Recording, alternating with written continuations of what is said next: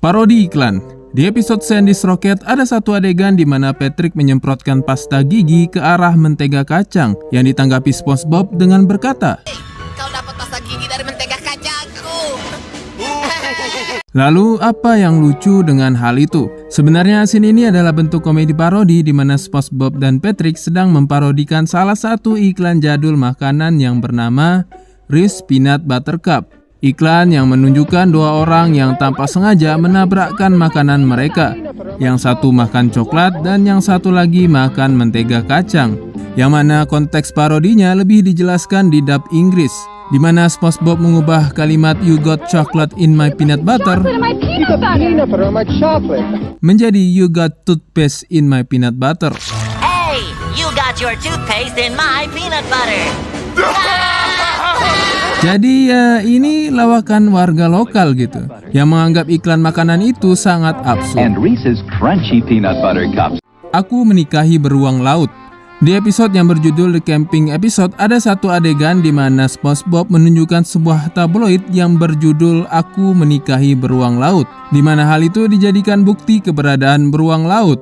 Mungkin kita sebagai penonton Indonesia merasa itu hanyalah lelucon absurd biasa. Tapi sebenarnya adegan ini adalah parodi dan satir. Aku menikahi beruang laut. Di mana tabloid yang dipegang SpongeBob bernama Bikini Bottom Inquirer adalah parodi langsung dari The National Enquirer, sebuah tabloid Amerika yang terkenal sering memberitakan cerita-cerita sensasional, aneh, dan fiktif.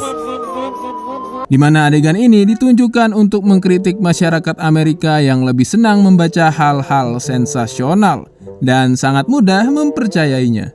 Nepotisme masih terjadi. Pada episode Culture Shock, Squidward yang membawakan acara malam di Krusty Krab ingin menyambut peserta acara berikutnya.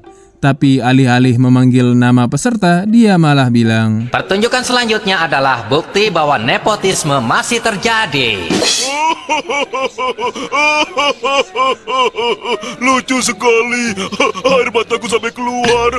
di mana ini adalah komedi satir untuk dunia kerja, politik, dan sebagainya yang masih banyak praktek nepotisme. Praktek nepotisme itu sendiri adalah tindakan penyalahgunaan wewenang oleh mereka yang berwenang untuk memberikan jabatan, proyek, fasilitas, atau keuntungan khusus kepada keluarga, kerabat, atau orang terdekat, yang selalu berakibat terpilihnya orang-orang yang tidak berkompeten. Di mana dalam adegan ini Squidward menyindir Tuan Krab yang memberikan kesempatan kepada Pearl, anaknya sendiri, untuk tampil di acara itu. Padahal Pearl tidak sebagus itu penampilannya, mengakibatkan semua penonton tersiksa. Pejabat korup. Pada episode Rule of Thumb, dikisahkan Patrick yang menjabat menjadi seorang raja, di mana ia dengan serakahnya menggunakan jabatannya itu untuk membuat aturan di mana setiap warga Bikini Bottom harus menuruti perintahnya. Mulai dari minta makan gratis, mengambil hak orang lain dengan paksa, Apa hakmu memakan makananku? memberlakukan hukum pajak, hingga menggusur rumah milik Squidward demi membangun.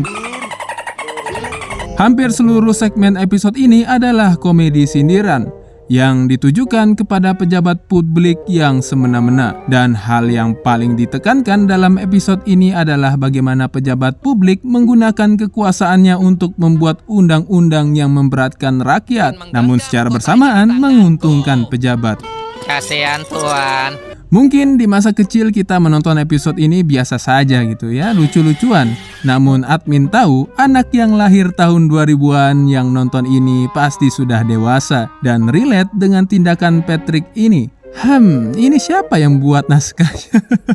The Hole. Di episode yang berjudul The Inmates of Summer ada adegan di mana SpongeBob dan Patrick dimasukkan ke dalam lubang, yang mana sebenarnya ini adalah komedi wordplay, tapi lebih ke arah memaknai suatu kata secara harfiah, yang mana konteksnya bisa kita pahami di dub Inggris. Oh, never hurt anybody.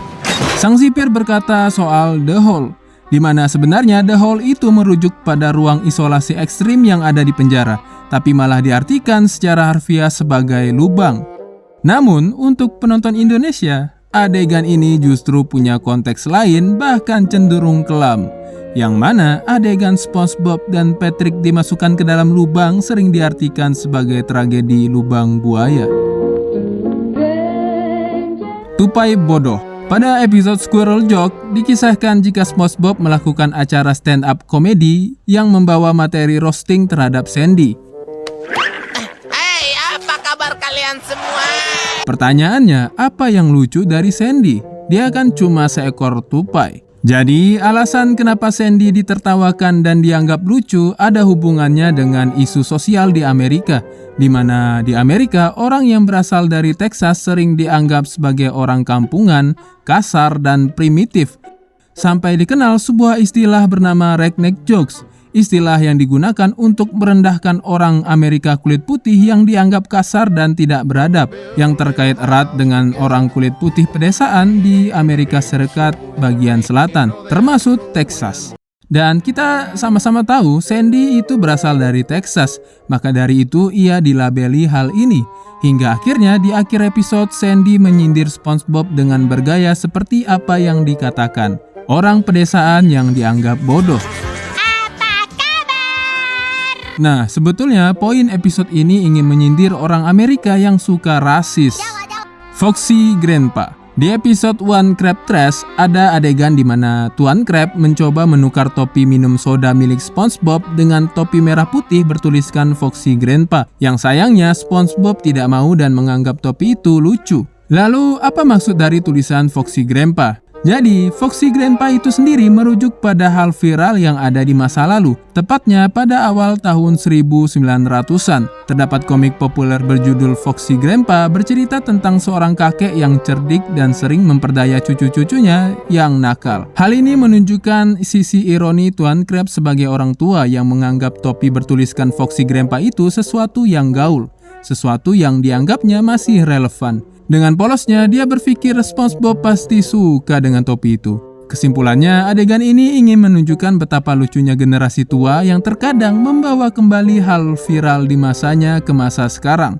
Seakan menganggap jika anak muda pasti suka hal yang sama. Terima kasih atas Kira tawaranmu. topi kakek rubah dia mau.